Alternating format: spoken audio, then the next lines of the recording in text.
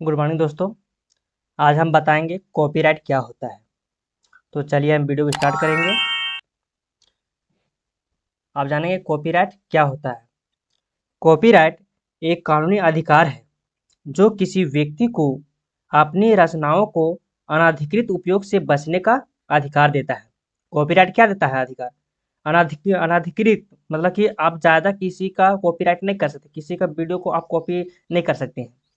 इससे बचने के लिए ये कॉपीराइट अधिनियम लागू किया गया है। यह रचनाएं साहित्यिक, कला, संगीत, नाटकीय या ऑडियो विजुअल हो सकती है। चलिए और हम आगे जानकारी लेंगे। अब हम जानेंगे कॉपीराइट के मुख्य पहलू। क्या मुख्य पहलू है? सबसे पहला है अवधि और दूसरा है स्वामित्व। अवधि का तात्पर्य कॉपीराइट रचना के निर्माण के समय से शुरू होता है। जब से कॉपीराइट का रचना निर्माण से मतलब जब से बनता है उसी समय से इस कॉपीराइट का स्टार्ट हो जाता है। स्वामित्व रचना का निर्माता आमतौर पर उसका कॉपीराइट धारक होता है और जो स्वामित्व का क्या होता है, जो ऑनर होता है वो कॉपीराइट धारक होता है। अब हम जानेंगे कॉपीराइट अधिकार। कॉपीराइट धारक को निम्नलिखित अधिकार प्राप्त है। अब हम जानेंगे कौन कौन सी अधिकार प्राप्त है।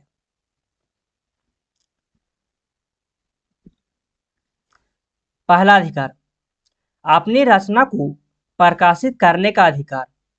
अपनी रचना को प्रकाशित करने का अधिकार सबसे पहला होता है। दूसरा, अपनी रचना को पुनः प्रस्तुत करने का अधिकार। अगर आप कॉपीराइट ले लेते हैं तो एक ही चीज को आप कई बार आप प्रस्तुत कर सकते हैं। अपनी रचना को अनुवाद करने का अधिकार, मतलब अनुवाद करने का मतलब क्या हुआ, अलग अलग लैंग्वेज में उसको ट्रांसलेट करना। अपनी रचना को रूपांतरित करने का अधिकार, मतलब एक स्थान से दूसरे स्थान मतलब उसको रूपांतरण करना। अपनी रचना को सार्वजनिक रूप से प्रदर्शित करने का अधिकार होता है। सार्वजनिक रूप से अपनी रचना को प्रसारित करने का अधिकार होता है। इसके साथ ही अपनी रचना को रिकॉर्ड करने का अधिकार और लास्ट है अपनी रचना को बेचने का अधिकार होता है। हम आगे और जानेंगे। कॉपीराइट उल्लंघन किसी रचना का अनुमति के बिना उपयोग करना कॉपीराइट उल्लंघन माना जाता है। मतलब कॉपीराइट उल्लंघन से फिर से समझ लीजिए, किसी रचना का अनुमति के बिना उपयोग करना कॉपीराइट उल्लंघन माना जाता है। मतलब कि कॉपीराइट अगर किसी का वीडियो अगर आप यूट्यूब पे देखते हैं और उसी वीडियो का ऑडियो का अगर आप खुद का वीडियो में अगर प्रेजेंट करते हैं तो इसका कॉपीराइट उल्लंघन माना जाएगा। कॉपीराइट उल्लंघन के परिणाम क्या हो सकती है?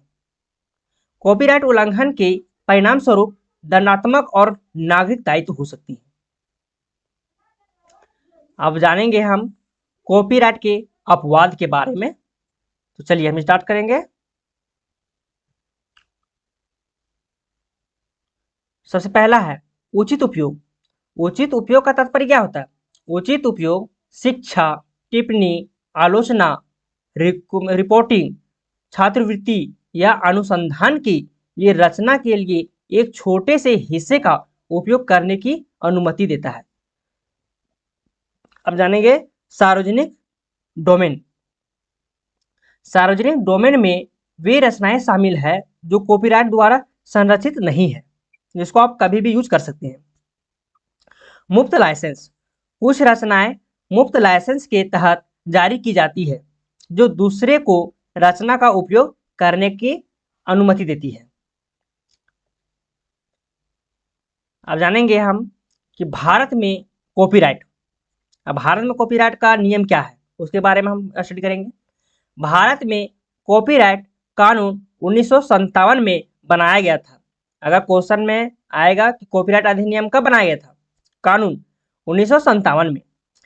यह कानून कॉपीराइट के स्वामित्व, अवधि, अधिकार और उल्लंघन से संबंधित सभी पहलुओं को नियंत्रित करता है।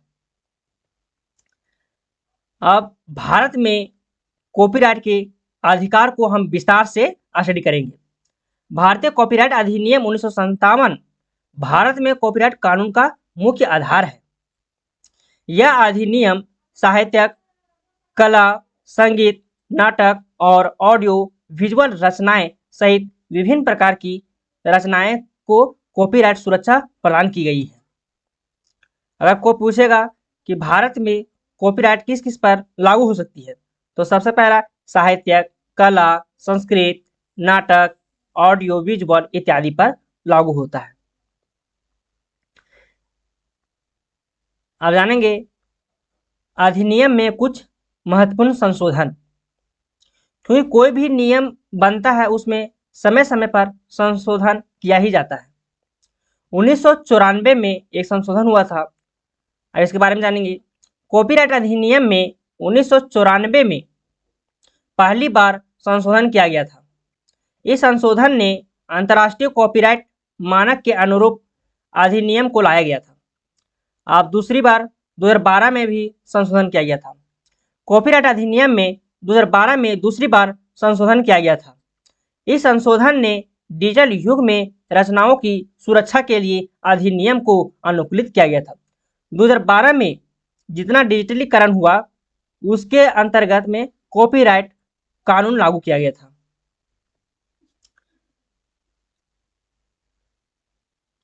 अगर आप इसका नोट्स को डाउनलोड करना चाहते हैं तो गूगल पे www.opkstudy.in पर जाइएगा और वहां से आप डाउनलोड कर सकते हैं।